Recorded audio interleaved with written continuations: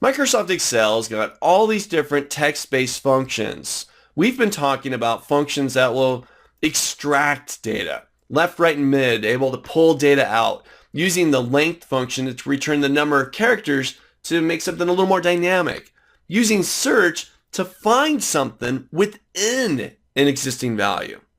Well, now we're going to take a look at a function that will combine values. It's called concatenate.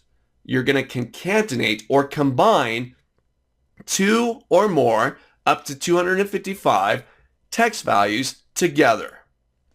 Take a look. So I've got the example file open. I'm on the worksheet called concatenate. And in here, I've got a simple little list, last name, first names, two separate columns, B column, C column.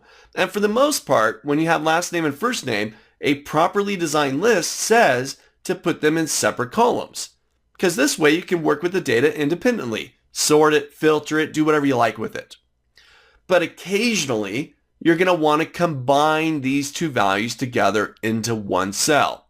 Perhaps you're creating mailing labels. You're creating some fancy report. Whatever it might be. But I want to combine these values together.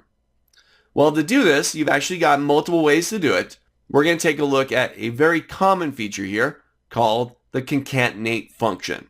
Watch this. And it's really simple.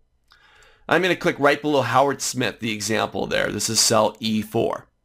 I'll go back to formulas, back to text, and I'm going to find concatenate. All right, and it's a really simple one.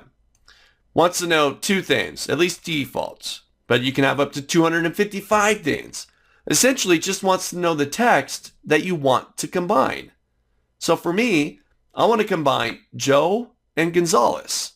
So for text 1, I'm going to grab Joe, which is inside of cell C4. Text 2, I'm not going to do Gonzalez yet, because I want it to say Joe space Gonzalez. Okay, put a space character in there. So here, I'm just going to do quote, space, quote.